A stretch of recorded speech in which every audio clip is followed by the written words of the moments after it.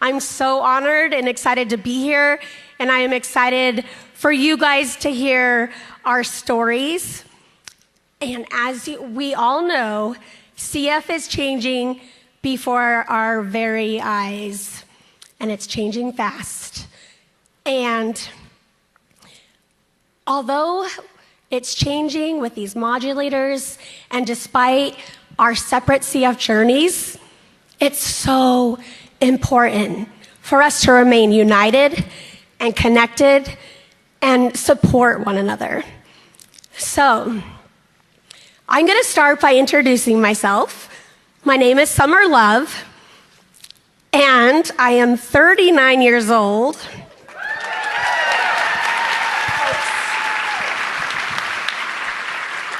But you guys, I'm going to be 40 in May.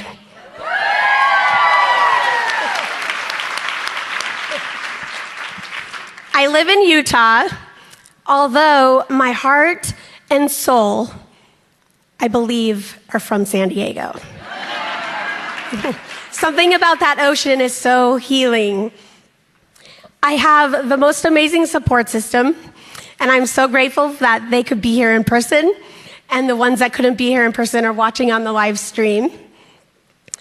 And I feel like I've jammed-packed so much life into these almost 40 years. I've had a lot of chapters in my life, but the chapter that I'm in now is the most rewarding, and I am a pug mom. My babies are 14 years old, and sadly, that chapter is coming to an end sooner than later, sadly, but I'm channeling my inner Madonna, and I am figuring out how I am going to reinvent myself once again.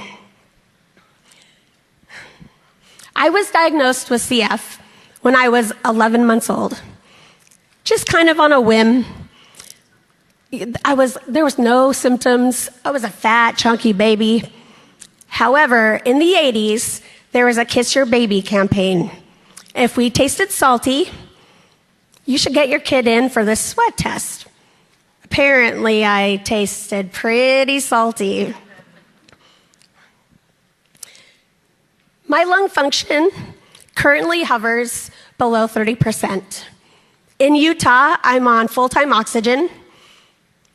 And here, I like to say hashtag leash free at the sea. However, it is now leash free at VLC.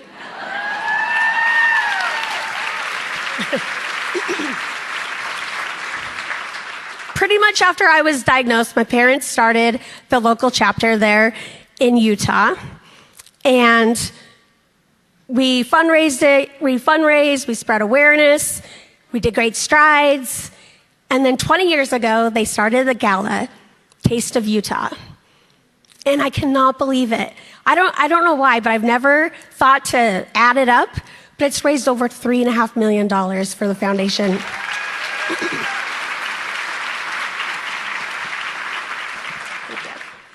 And in 2001, I started Love to Breathe just to continue the mission to spread love, awareness, and educate others on CF.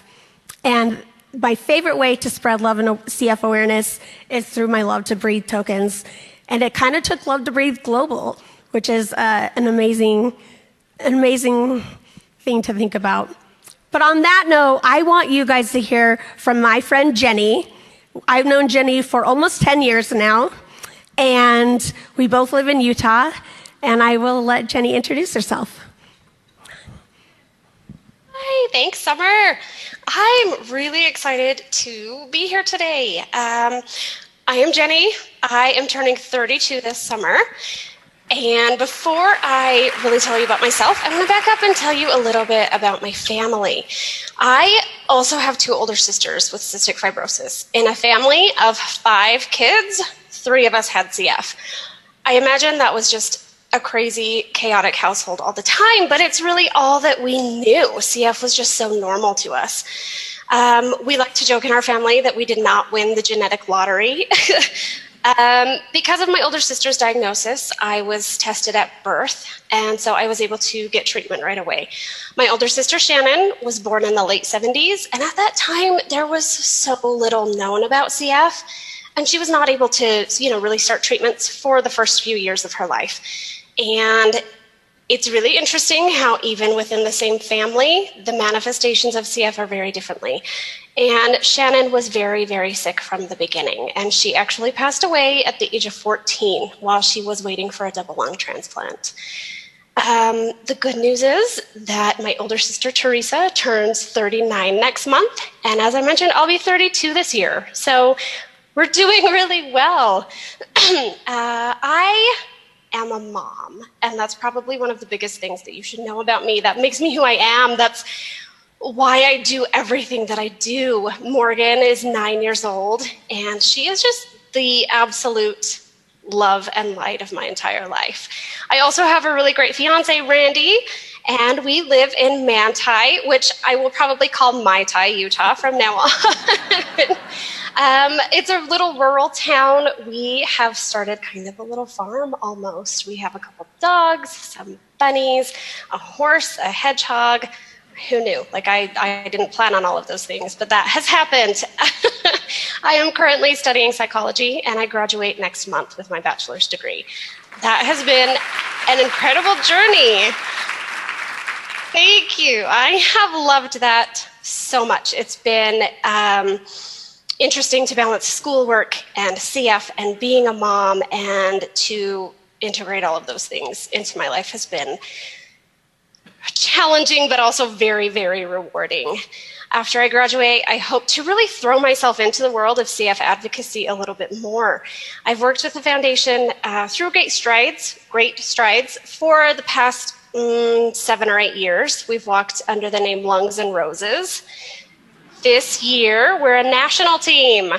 We will have teams walking in Salt Lake, San Diego, and Oxford, Ohio. So that's a really fun step that we've taken that I'm really excited about. Anyway, that's a little bit about me. I'm so excited to be here. We're excited.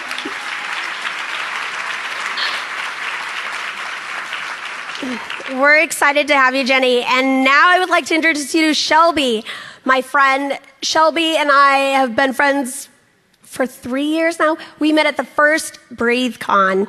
We were in a breakout session together. So I will let Shelby take it from here. Thank you, Summer. I am so excited to be here as well to kind of give my viewpoint on things.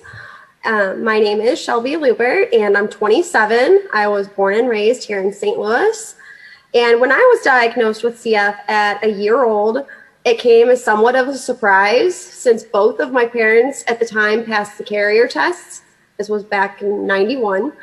And when they were checking on things and going through the motions, they told them that you're in a gray area, but she definitely has CF. They didn't know my mutations at the time. Like Summer, I was also a very chunky baby. So as that went by, I luckily had a very healthy childhood. My parents didn't attend a lot of the chapter meetings or things like that, just because the fact I was so healthy.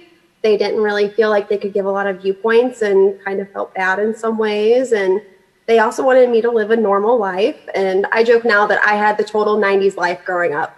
Got to play outside and play sports and all that fun stuff. Another big passion in my family is my dad restores old cars for a living. So that's kind of been a huge thing for all of us. And between sports and cars, I was either hanging out in the garage or at the drag race track or on the field. So I feel like I had a pretty balanced childhood. I know we're going to touch on it later too, but becoming involved in the CF chapter and the CF community probably saved my life in a lot of ways. And because CF can be so isolating, I didn't know anybody growing up really with CF until I was a teenager. And then also when social media came about and we were allowed to join those groups, that kind of opened my world up. I got involved in our CF walk as GT's Mafia, and that's been going strong since 2010 or 11. And I was our local ambassador here in St. Louis last year to to help 30 years of walking for CF. And in this day and age, it's ever evolving. And I feel like every day is a new step towards our end goal. And I'm so excited to talk with Jenny and Summer about everything. Thank you, Shelby, so much.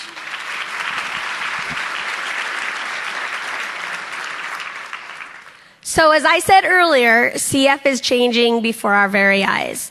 And I'm pretty sure it's safe to say that the triple combo is on the forefront on all of our minds, especially mine. I cannot wait for the triple combo to come out. I was on Orkambi, and I did not, it was just really hard. I couldn't tolerate it. It was difficult. I was on the half dose for a while until I switched to Symdeco, and I was so excited. I was like, you guys, I'm going to be able to ditch the leash, and I'm not going to have to wear oxygen. And Symdeco came around, and I started it, and again, such a tough time. And I could barely walk from here to the podium without gasping for air for the first 3 months. But I was hopeful, and I kept pushing through, and I just really, really wanted this to work. So, again, with the triple combo, I find myself putting all my eggs in the baskets. How can you not?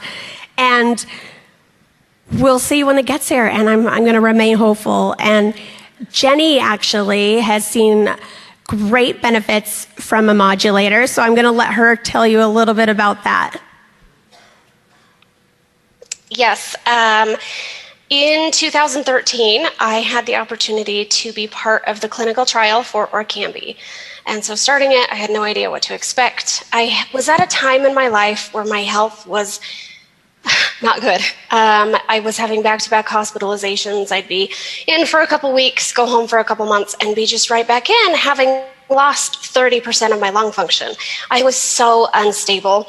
We didn't even have a baseline for me. My PFTs were just all over the place. And I was really struggling to live a normal life.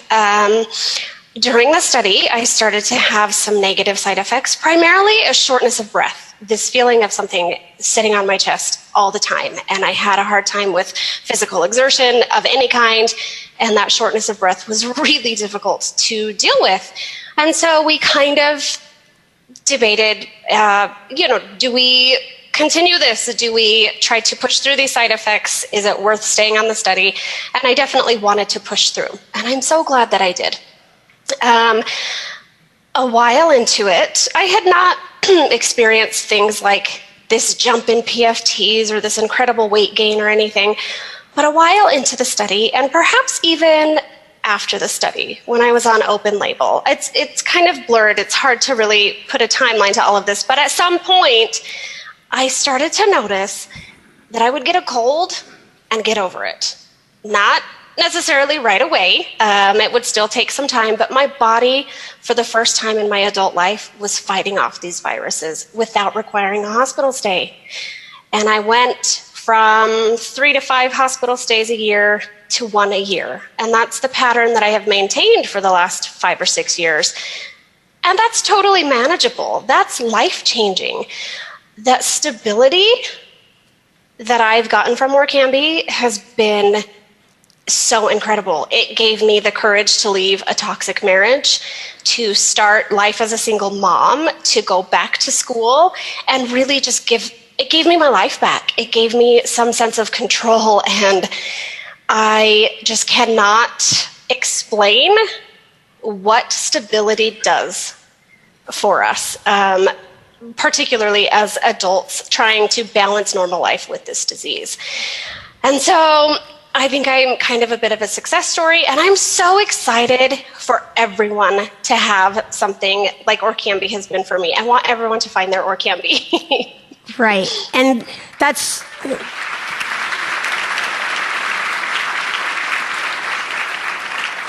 And stability is key, and it's so important, especially so as I'm on Symdeco and having low lung function like I do, stability really is key, and that's so important. But when this triple combo comes out, it's only 90% of the community is going to have modulators available to them. And you guys, it's not lost on me that I was able to take Orkambi, I was able to take Symdeco, and now I'll be waiting for this triple combo to come out. But you know what? There's 10% that are not going to be able to say that. And I feel so guilty talking about that in front of Shelby because Shelby's genes are so rare, and I'm going to let her touch on that. So we did not figure my genes out until I was 18 or 19 years old. I had Dr. Farrow at the time, which I know many of you are probably familiar with. He was an amazing children's pediatric CF doctor. And I remember the appointment like it was yesterday. He said, hey, we have your genes now, but hey, they're super rare. So one is a class 1 gene, and the other is in the same class as the common genes, but they haven't really tested things on it, and it doesn't handle the modulators too well yet. So I am kind of in that stage where Jenny was before Orkambi, and I have so much hope that we are going to get to that point where my health stabilizes, because right now I am in that 2 to 3 weeks in and then out maybe a month, and I'm back in again because it's awful and it's just wrecking havoc on my lungs right now. So I love seeing these success stories and seeing the changes that everybody's going through, because that's going to be me one day. And I know that they're going to get to it because one is in the same class as the other. And if I can benefit from that and at least stabilize me a little bit, I can work with that.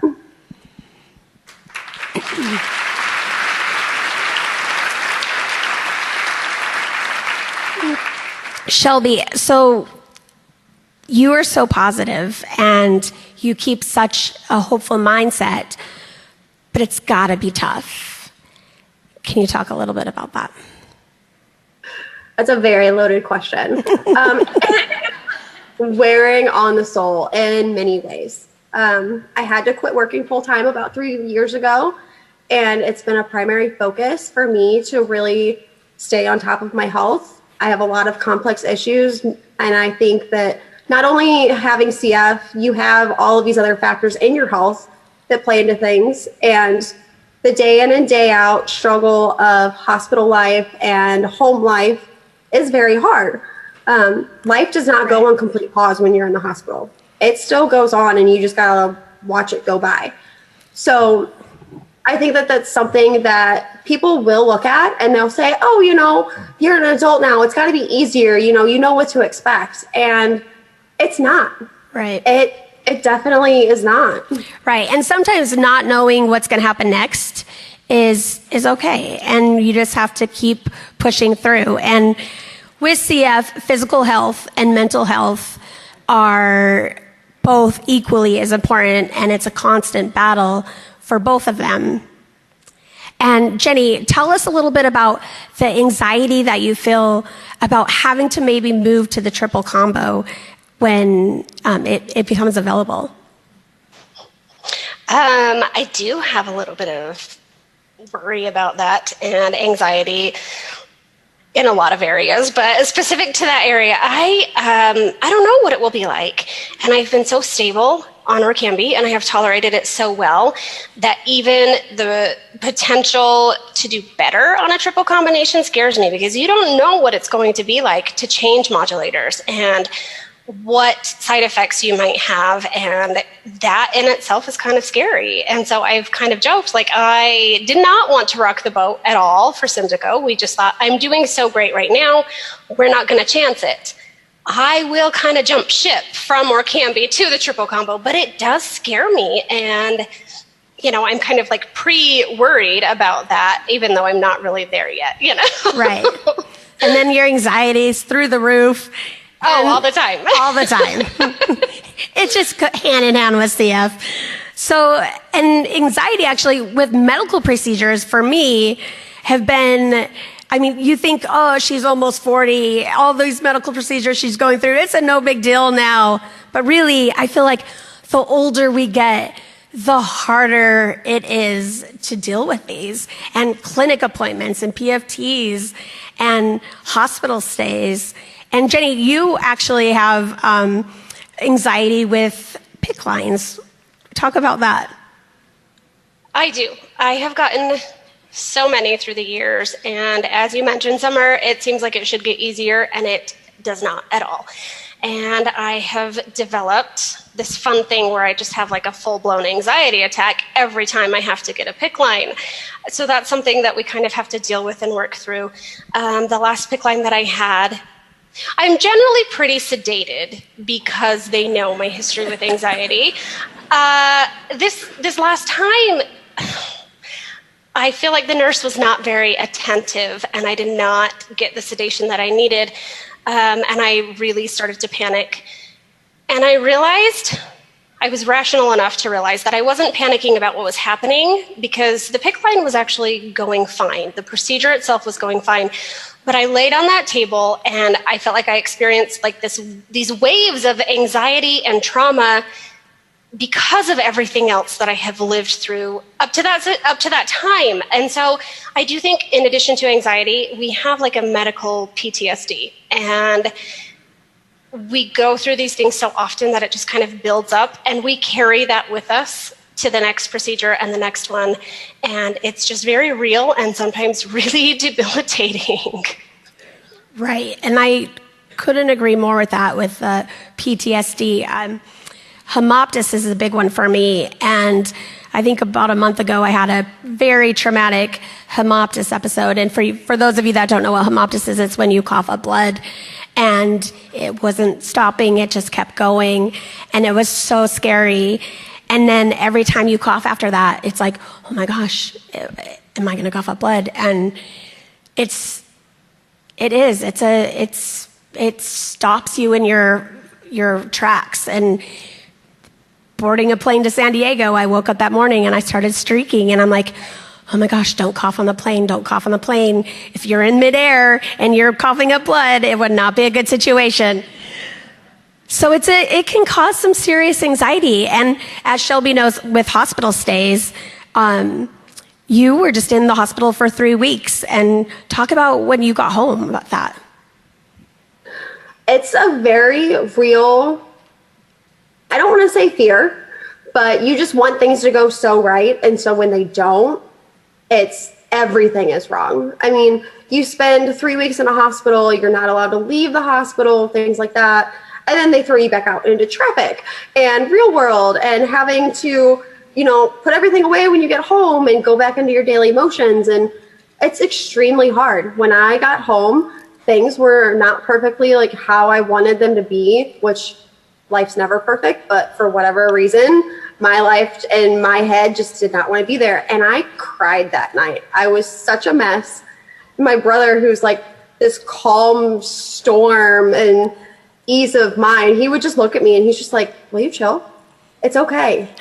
And it's so hard to rationalize when you think and how things should be and how they really are, and change your mindset in a lot of ways. Correct, right. And it's just like, hospital stays almost like when you get home, it's almost as exhausting as like going in. But you know what? Support system is such a big help, and they help out and they relieve our stress and our anxiety. Jenny, tell us about your support system and how they help you with your anxiety. Some of the anxiety comes from just like the everyday grind. There's so many things to do all the time, every day. And my biggest support system is Randy and my family and Morgan. And they are there for me to talk with. Also, I have to mention my sister. Specifically, having lived through all of the CF stuff, she just gets it on a level that a lot of other people don't. And so I have this great support system here in my home with me and extended family to provide just that emotional and sometimes tangible physical support when it's needed. And they're very helpful. Something that Randy does for me that Summer loves is that he will sterilize my nub cups. And it's just this tiny thing. that he does for me that seems so small, but when I walk into my kitchen and all of my neb cups are laid out, sterilized, drying, and it's just something that I don't have to do, it's this burden that's taken off of my shoulders. And that's really helpful. It seems so small, but it's actually really amazing. So I need to have you teach me your ways because I have some serious control issues. And I will be checking those neb cups over. And so to relinquish your control is huge and let someone help you. I mean, asking for help is so hard. It's like the CF way. We got this. We're independent. One thing that you can answer, Jenny, that actually Shelby and I cannot is, how about motherhood, though? Like, how does motherhood, like protecting Morgan and being strong for her, that has to weigh on you a little bit? It does. It absolutely does. Throwing a child into the mix of CF is kind of the best thing in the world, and it's also one of the most terrifying things. She is my fire. She is everything that I fight for, and my reason for just being here today. And so to have this other person who's so dependent on me that I have to take care of, that I want to take care of, really gives me a reason to fight really hard. But then it also is terrifying, because if something happens to me, what will she do? And Morgan was 6 years old when she first asked me, point blank, Mom, will you die from CF? And so to have that conversation with a 6-year-old child, there's nothing in the world that can prepare you for that moment. And so CF has added this element to parenthood that is really difficult. We've talked about it very openly since then. We've had a lot of conversations about death and about CF, and Morgan has experienced the loss of some of my dear friends that she was also close to. And so this is not something that we shy away from in our house. It is something that we can talk about, and because of that, open communication. Morgan knows that she can come to me and talk to me about anything, and sometimes it's just, Mom, God, I'm worried about you, and I'm scared. And I can assure her that I'm fighting my hardest, but sometimes I'm just scared too. And I would rather that we're scared and fighting together than either of us experience that alone. So there's a lot. There's a lot to parenthood and CF. I bet. And just talking about death in general, I mean, I feel like it's something we think about often, which I don't think, I mean, not in like a weird way, but like, it's just something that's always in the forefront of our minds. And, you know, losing friends to CF is really hard. And it doesn't ever get easier, but it fuels our fire. And we have this amazing support system within the community. And Shelby, tell us about the first time you actually met somebody in real life with CF, because you're post cross infection. So Jenny and I are a little bit pre cross infection. So we grew up being around people with CF. So tell us about the first time you actually met somebody in real life with CF. Yeah, I was like right at that little line where they said, oh, maybe they shouldn't hang out together, and like the daycares at the meetings and things. I think I went to one and that was it. I actually met my first CF person when I was about 14 or 15. He joined my dad's car club meeting, and I'm going to try and get through this without tears. At one of the meetings, he told me there's going to be another person with CF there, and I just want you to be aware. And we got there, and he was on the other side of the room, completely diagonal from me, but he was tiny. I want to say he's 4 or 5 years older than me, so he was 19 or so, but he looked like he was about 10 or 11, and his name was Little Dave. That's what everybody called him. He had this tricked out Impala, and he was so proud of it, and he put so much money into it. And it was not only my wake-up call to how bad CF could be, because I just lived my life like, oh, I'm fine. I don't have to do what so many other people, have to do. And my doctors just tell me like, hey, this is probably going to get bad at some point, but I'm fine. To actually seeing it there in the flesh. He'd already gone through 1 or 2 transplants. He had CF diabetes. He was skin and bone, and he was just tiny. And we formed a really strong friendship and relationship throughout the years. I remember he would text my dad from the hospital at like 2:00 in the morning or so when he couldn't sleep, and they would talk cars and whatever it was to ease his mind. And he passed away when I was about 20, I think. And that was just at the very beginning of me diving into social media and meeting other people with CF. And that really kind of punched me in the gut. Like, this is real. This is something that I need to fight for. This is how Summer and Jenny have mentioned, like, this really fuels my fire. And I want to advocate and I want to be a part of everything. And that's just when I just dove in. And you, like a gut punch, you just described it so well. And it's truly a gut punch when we lose our friends to CF. And it's overwhelming. Dealing with CF day in and day out, it's a lot.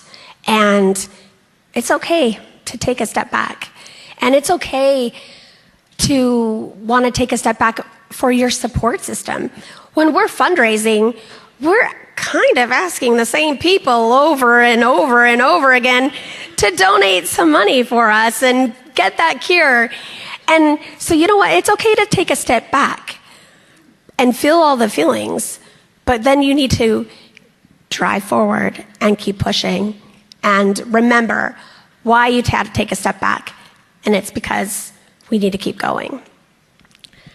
So, and on that note, Jenny, I want to know how you deal with burnout and what overwhelms you with, the fundraising, and how do you protect your support system with that? Sorry, struggling. I think it's really interesting, Summer, how you just said, like, how do you protect your support system? And I think that's something that we all inherently do or try to do, is kind of protect the people around us. And how often do we find ourselves telling the people around us, it's okay, I'm okay, it's going to be okay. And I think we try to ease their minds and help them through our exacerbations and things. Anyway, that's not what you asked, but I think it's really interesting that you said that. But no, that's good though. Keep touching on that, because I know that I protect everyone around me, and I don't have my parents go to clinic appointment because I can, feed them what I want them to know. They don't need to know everything. Or after something terrible has happened, then you tell your friends and family, oh yeah, this thing happened, but I'm fine. Right. It's okay. Either way. Anyway, I do experience burnout, and it's hard to continue asking people, as you mentioned, the same people all the time to help. And I feel like they probably get really sick of it, but I recently had the thought, like, I'm sick of having CF, so I'm going to keep doing this.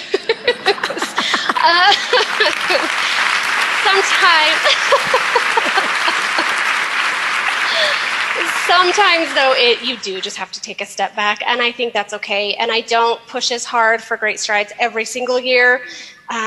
When I'm feeling a lot of burnout and stress and anxiety over losing people in the community, sometimes I'll just take a step back from social media for a while and be with my family, try to center myself again, and try to really embrace everything that I'm feeling. And sometimes that's sadness, sometimes it's even anger, sometimes it's just confusion. There's a lot of emotional stuff that comes with CF and with being so connected to the community. And I think sometimes when we need to turn off for a few days or a few weeks or whatever that is for us, that's okay. It's important. It's necessary. Right. And make sure you feel all the feelings. And oh yeah. I think when we're feeling down too, helping others, I know for me is really, really benefits me. And I started FaceTime treatment time with these kiddos, and with Trey, Susie's daughter. She's 11 now, which is so crazy. And we started doing our treatments together because she's never seen anybody else with CF. And so when we started doing our treatments together, her eyes just got this big. And she's like, oh my gosh, she has happy hands. And so we always say happy hands. And her grandma came over and we were FaceTime and she goes, look, this is Summer. And oh my gosh, she has CO2 just like me. And what an amazing feeling to feel connected to somebody that you hadn't had that chance to for so long. And Shelby, with you had Lauren, and Lauren was your best friend. And talk about that and the feeling when she passed, what drove you to just start going gung-ho and fundraising and doing your G2 Mafia? So Lauren passed away in 2016, and she was one of the first people that I met on social media with CF. They gave us the local Facebook groups to really connect with, and we really hit it off, and she was my big little sister. She was like tiny, so tiny, but her drive and her power was just, I mean, it could literally move mountains. She got me through so many rough stages at that time. And her passing was probably one of the roughest things I've gone through to date. It was pretty sudden. She was on basically the path to look at transplant and everything at Pittsburgh, and she lived here in St. Louis. And I remember coming home from the hospital. It was a day before her birthday. Made her this giant poster card, gave it to my nurse to hang in her room. And the next day, she passed away. She was supposed to leave for Pittsburgh the next day after. And I turned into the biggest hermit. I was not a good person. I couldn't connect with anybody for the longest time. I didn't even look at social media for a long time. That post that I put when she passed away, and it was a year later when Facebook does its memories that it popped up, and it was there that I finally went through all the comments and the support from not only Lauren's friends, but my friends and my support system. And earlier in that month is when I got asked to do the ambassador program for the next following year with our Great Strides Walk. And at first I said, absolutely not. I'm not talking in front of people. Can't do it. Nope. No, thank you. And then I saw that probably about 10 days later, there was this comment on there from, I call him my Uncle Jeff, and he's a family friend also in the car club. And he said, if you want to carry on for Lauren, you need to continue what she did for you. And so that is my driving power now. I have to help those coming up the line the same way that she's done for me. So when I see those new moms in the CF groups, as dramatic as they are, post, hey, I need help, my kid doesn't want to be compliant, or they are dramatic, let's be honest. A bit. Or they say, hey, my kid just got a G-tube, like, what do I do? How do I help ease his mind? I show my little collage that I made of me having the long G-tube and then my little button and my setup and everything. And they're like, oh my gosh, you've helped them so much. And I connect with the parent and talk to the kid or whatever questions they have. And that has helped me heal so much and continue going in so many ways. I agree with that.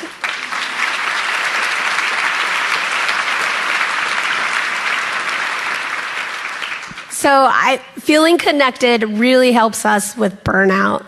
And that is the great thing about technology. And being able to do this today, and social media, and meeting all these new friends with CF, and all of you guys being here. And like, my CF family just grew by 600 people. And it's just an incredible feeling that we really all do get it. And to like be in the company of people that get it, it's a refreshing feeling. It's it's just like a deep breath. I don't know. A breath of fresh air, I guess. I don't know. But Jenny, when your sister passed away, and I know we've had some mutual friends as well, the survivor's guilt, that has helped you, stay connected and stay united. Yeah, I think it absolutely has. There's a quote that I was going to look up before this and then I didn't. And it says something like, to live in the hearts you leave behind is not to die. And I think that's really beautiful. And I think the sentiment there is really just awesome. And it's something that I want to live by and carry on. My friends who have passed away and my sister, if I can do something to honor their lives, to share their memory, to spread their love, like that keeps them here a little bit. And that's really beautiful. And I want to live a life that honors them. And so often when someone passes away, I'm just confused and feel so guilty, and I don't ever understand why them? Why am I doing okay and they're not? Like, Shelby, why do I have access to these medications and you don't? Like, it's this really gross, ugly, dark feeling that you get sometimes. And so I think to combat that and to combat grief, I just really try to take their memories and do something good with it.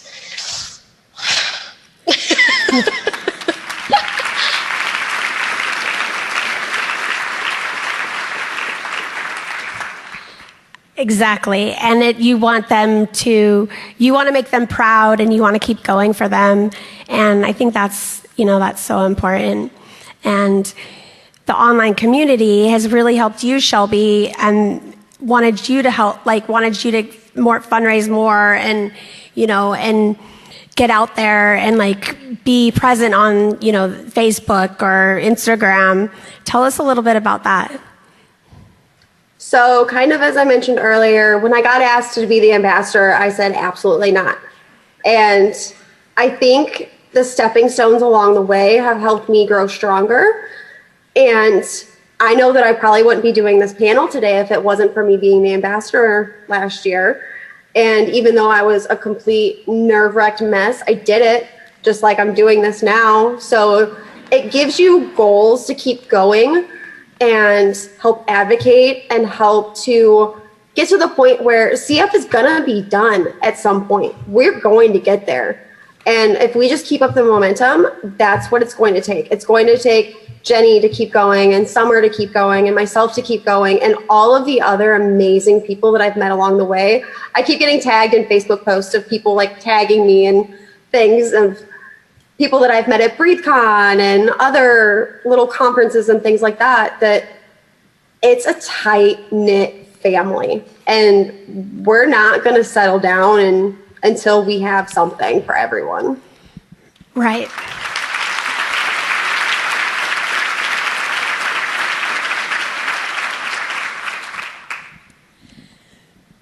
Okay, I want to ask you guys a question. Shelby, I'm going to ask it for you first. What are your specific expectations for the future? I want to be able to be at the point of having stability again. I have put my life on hold for so long now, it feels like. And I want to be able to go out and have fun and not drag my treatments and have to do a nebulizer, every 3 to 4 hours, or have to take a nap and be completely out of breath or be running fevers like I have been today for the past week and a half.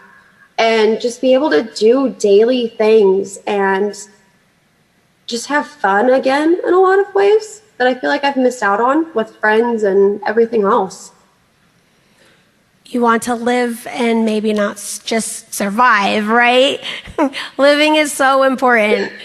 And yes, I get that feeling. It's like some days our treatments that's all we're doing. And, you can't even get out of bed some days, and it's just every 4 hours you're doing a treatment and you're surviving, but you've got to be living too. And I think that these new modulators and the medical advancements that are becoming available are going to help us with that.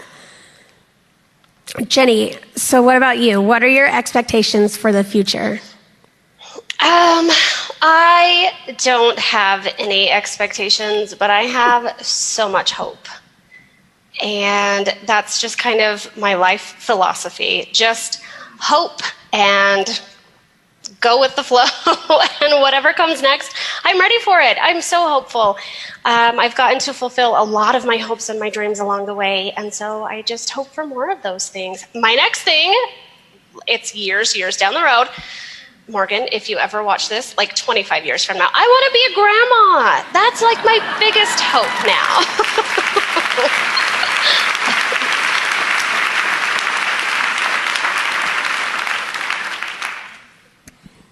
That is a really good goal.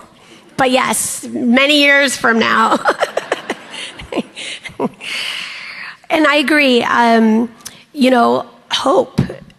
I don't know if I necessarily have any expectations. I would really like to see a cure in my lifetime. But hope is important. And hope, like you said, Shelby, hope to live and not just survive. Hope to ditch the leash. Hope to be a grandma. And, right. And hope to take GT Mafia to the next level and hope to get Modulator available for you. That's why we can't stop. We have to keep the momentum going and stay united and support one another. And like they were saying earlier, we can't just get these modulators and then, we're done, we're good, this is good enough. No, it's not good enough. It's not a cure. We're here for a cure.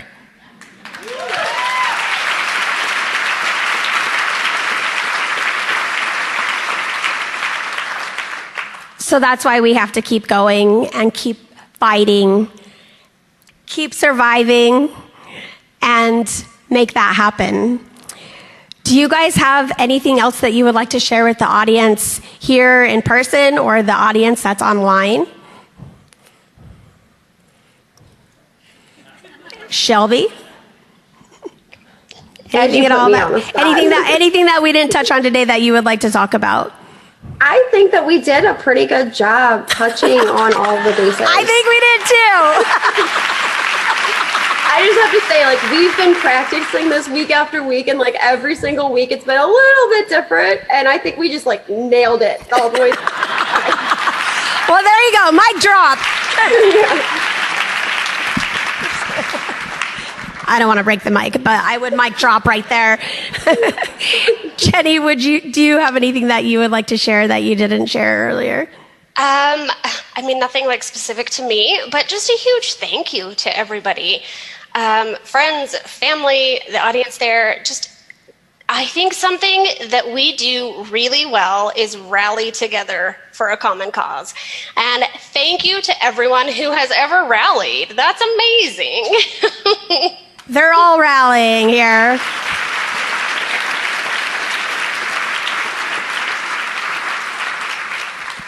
I wish that you guys, I wish I could bottle up the energy of this room and just send it to you, because it really is. They're all fired up and charged up. And my dad came back and he's like, okay, I got some good ideas, some new ideas for fundraising. And I'm like, whoa, okay. I was like, I'm trying to get in the Zen moment. I've got to get on stage in a little bit. I can't hear about this right now. But yeah, everyone is they're charged and ready to go. And it's so amazing to see. And I'm just so honored that I could be here and that we could share our stories. And Jenny and Shelby, thank you so much for being here today. You guys did a great job.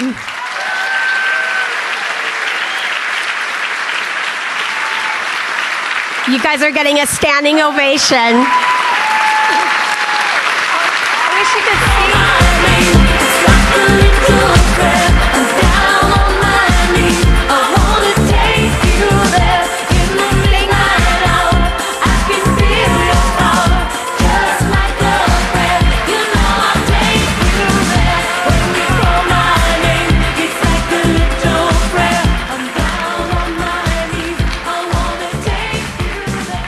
Thank you, everybody, so much. Enjoy the rest of the conference.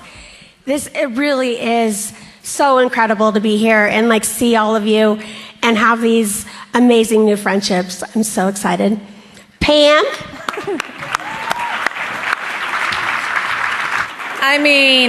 Can you see why that's the best part of the whole day right there? Amazing. Amazing.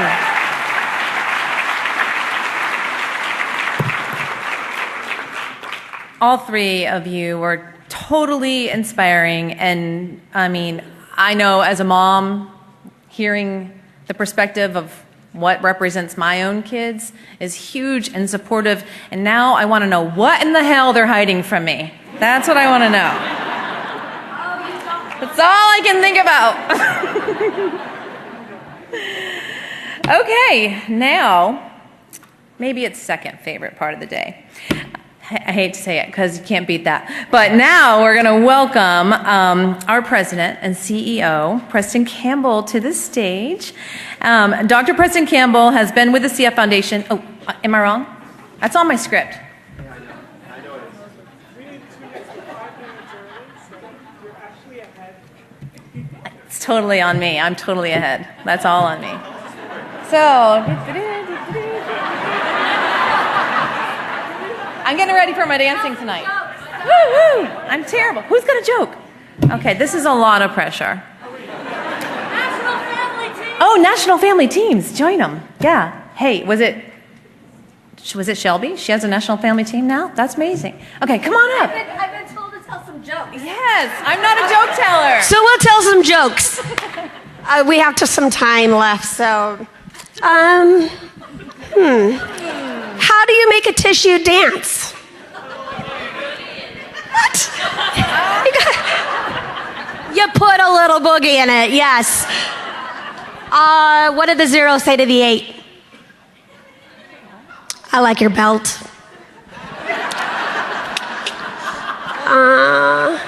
I have a lot of jokes about pizza, but they're kind of cheesy, so I'm not going to tell those.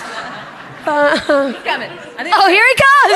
Woo! Stand up and give him a standing ovation. Preston Campbell, guys. You're awesome.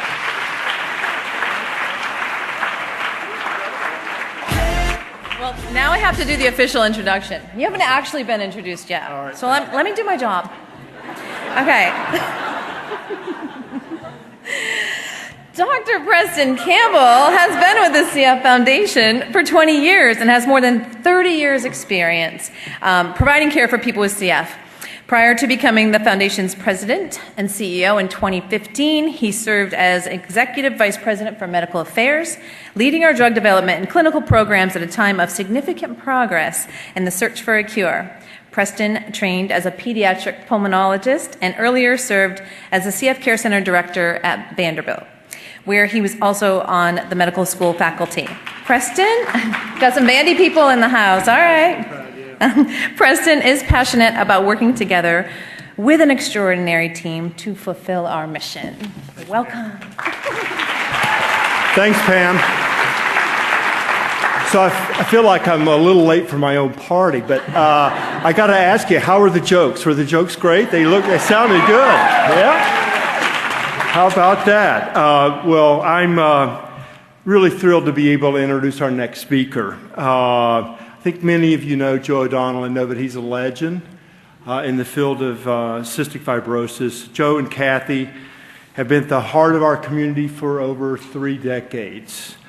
They created the Joey Fund as a tribute to their son, who they lost in 1986, and in honor of all people with CF.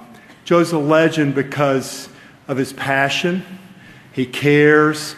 He relates to everyone. I watched him last night as I came in to the foyer, and there were people around him, and the reason people were around him because he's genuine and he's real, and he deeply cares about you, and he cares about this mission. He's raised hundreds of millions of dollars, and you know that he led the Milestones campaign, which was really the fuel that enabled our therapeutic development program, now called Venture Philanthropy, to move forward. So he had a huge hand in that. He's been a mentor for me, and I'm very thankful to be able to say that he's also a friend. We're grateful that not only is Joe here, but he's also here with Kate, his daughter. The next generation of O'Donnells, hopefully, that will be involved in cystic fibrosis. Kate, it's great to see you here today. Please welcome Joe O'Donnell to the stage. Thank you. I want you to know I'm very conflicted.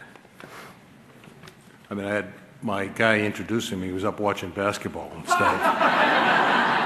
of introducing me. That's kind of insulting. And he's called me a legend, and that fits right in with how I feel. I feel old. I had kind of a tough trip coming out here. I came out with my daughter, as Preston said, and I felt like a dinosaur 10 minutes into the trip. When we checked in at the airport, she had a cell phone out. I had like 5,000 papers. And we ended up, she had that cell phone out the whole time. We came into the hotel, and she had all the reservations and swiped her phone, doing all sorts of stuff. And I started feeling really old. And then it got worse. When I first came into the building, I looked around, and everybody's saying, wow, I've been doing this since 2007 or 2006, and they're all saying, wow, you're a legend, and and I'm thinking, oh my God, I've been doing this since 1974.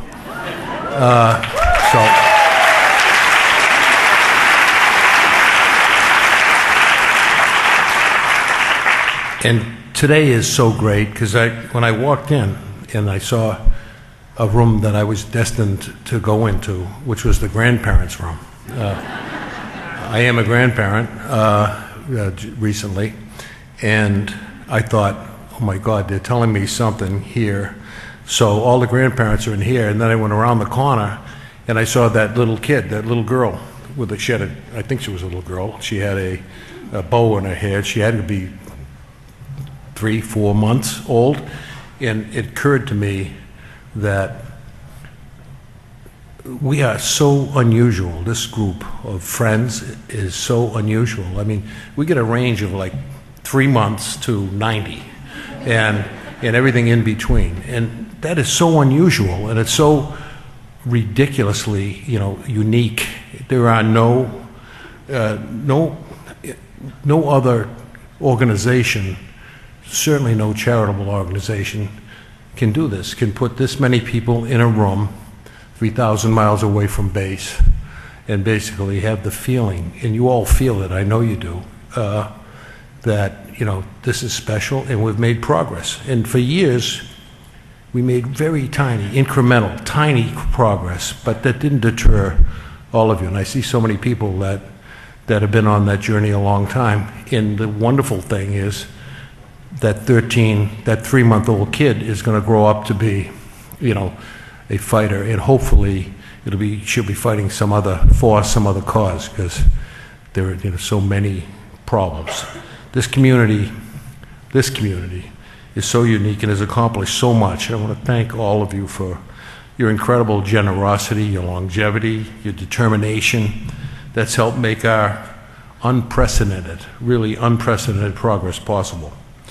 You're carrying on, all of you are carrying on the unwavering spirit of the remarkable families that came before you and friends who created this movement over 60 years ago.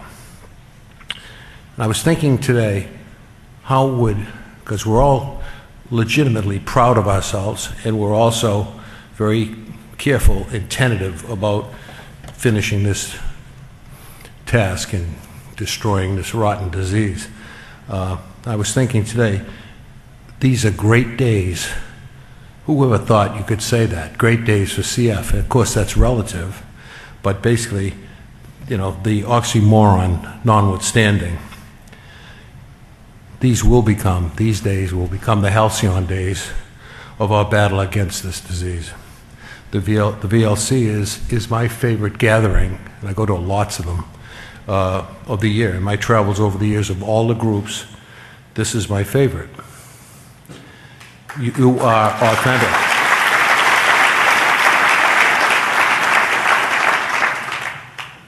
You are authentic, and you are, as a group, have performed with your actions, your resources, and both your time and your money. It isn't just talk. You perform, and you are authentic. And so that makes so much of a difference in the culture of this organization for the last 40 years that I've been involved with it. So rest assured that we know the remarkable progress made to date is a group effort, doesn't happen without all of you. There have been many changes in the last decade, many advances, but no changes in this room. This room is made up of dedicated and unrelenting commitments, and we've established that, all of us have established among ourselves, and they've gotten stronger and stronger. And this is almost like a reunion, not to make light of anything, but this is almost like a reunion. I see it, you all see it, people running up to each other. We move out to the West Coast, so we leave our little incubator in Washington and come out here, 3,000 miles, nobody's going to come. We got to worry about that, right? Well, unprecedented numbers. We have more people here in this conference than at any time before, and we're in 16 of these things. And hopefully we don't have too many more. But so I think when we look at this, these relationships are all based on what? They're based on community, they're based on trust, they're based on hard work, and they resulted in all of the hope that we have, that big capital letter H, hope that was now the fruition of many of our dreams. So we're there, some people are there, again in a relative sense, we're not on the goal line yet. So I think that bond results in, just think about this for a second, that results in relationships that we don't, as adults, establish so often. How do you put all these kinds of people in a room from all over the country, bonded the way we are? So we're unique in that regard, and compared to every other charitable organization in the hemisphere, there's no one else. And I talk to a lot of foundations, a lot of charitable things. They want to know, how do you do it? How did you folks do that? How did you create venture philanthropy? How did you persuade all these people in the abyss of the despair that we all had? Because it was a long time. There was a 25-year period that, you know, we were waiting for the gene, and then the gene got discovered in 1989. And what happened then? It got worse. It got more complicated, and we were all saying, oh my God. You know, so my son died in 1986. In 1989, I remember talking to Francis Collins and thinking, I was never so depressed, because I felt bittersweet, obviously. I thought Joey could have lived longer, but what happened was the analysis of the gene was, it was more complicated. It took another decade. So there was a lot of up and down to that, and people were feeling really difficult in dealing with that. So 10 years ago, just think about where we were. We never heard of Vertex. We never heard of VX770, remember that? Or 809, or Kaleido, or Cambi. My daughter corrects me all the time. It's easier to say a Cambi. So we all knew about Toby, and the fact that the great Dr. Bell, who was fantastic, I thought, kept talking about pipelines. You know what a pipeline is? I didn't know what a pipeline was, and we'd have a gathering, sometimes like this back in Boston or in Washington, and he'd get up and kill my crowd. Is it Summer Love? Where is she? You can fill in any time, but he wasn't exactly Summer Love. He'd get up there with 29 pipelines, and the crowd would be going like this, and I'd be saying, no. And then he'd hold up his little blue pills and it'd, make a funny joke, he thought. But he was magnificent. He was the guy who basically gritted it right through. And Rich Mattingly, every one of you have been around for a while, know and love Rich Mattingly. I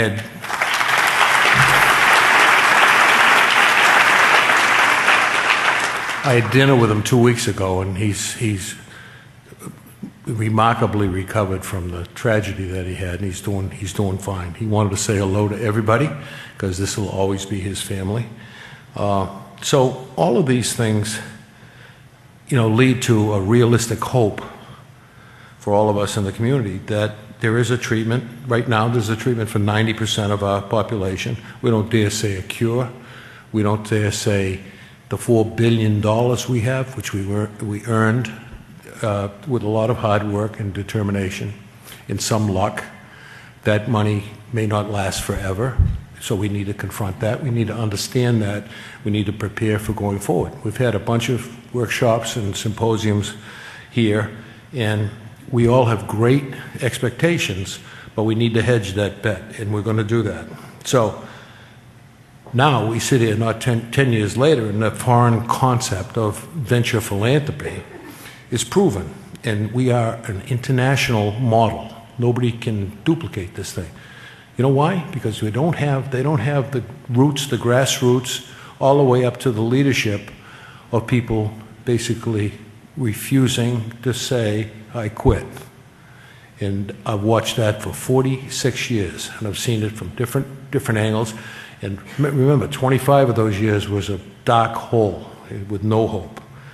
So today, after what has to be tens of thousands of meetings and fundraisers and symposia and caucuses, we stand on the precipice of a cure for all the rest of our patients.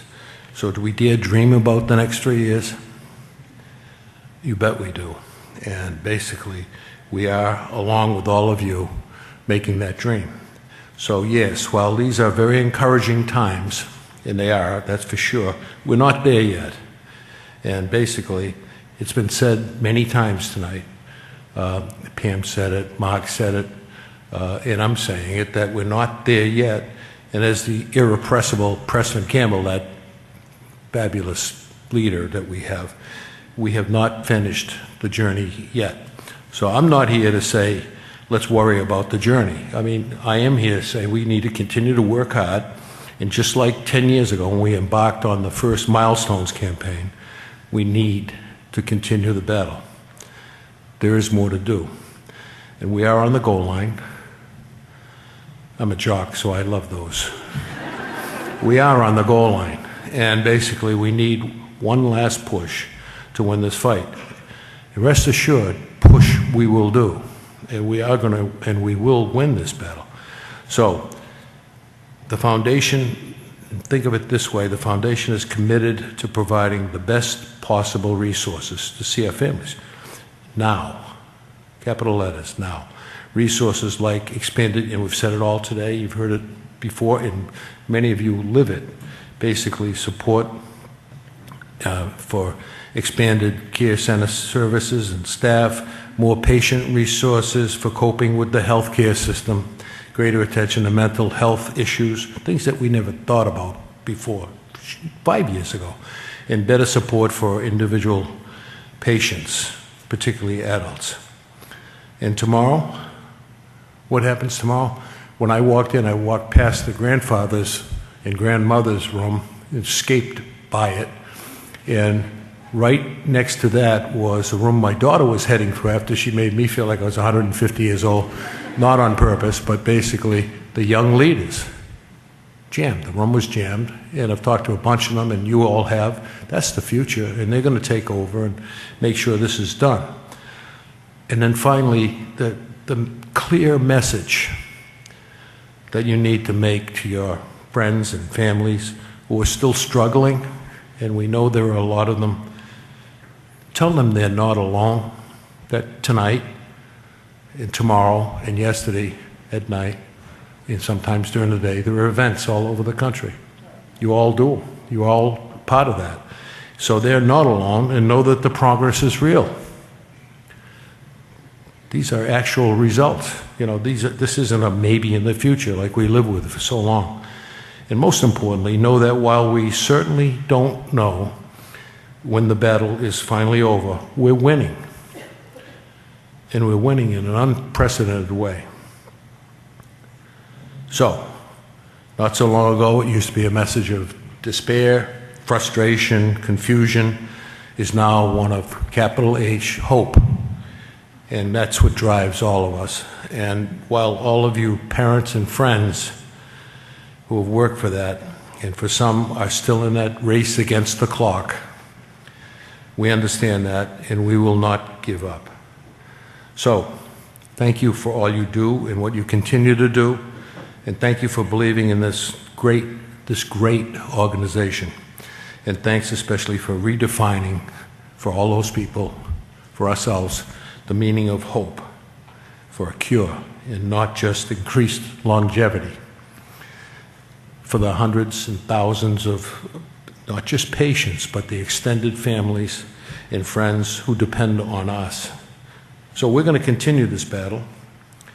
We will succeed. We are going to succeed. And we will do all, and we will all live to witness the end of this madness.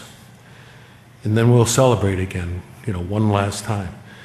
But we'll always be friends forever. Thank you.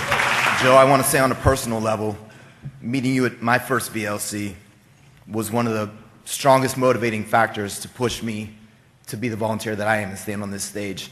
And for you first-timers that are here, this man is a legend. He's a hero. And he gave this organization a chance in some dark times with the work that he did. So we will continue to fight in your honor and your path and make you proud. So thank you, Joe.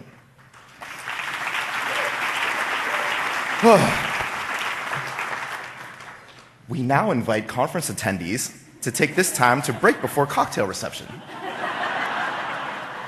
For our corporate supporters, please join us for a reception in the Shoreline Restaurant and Lanai Lawn.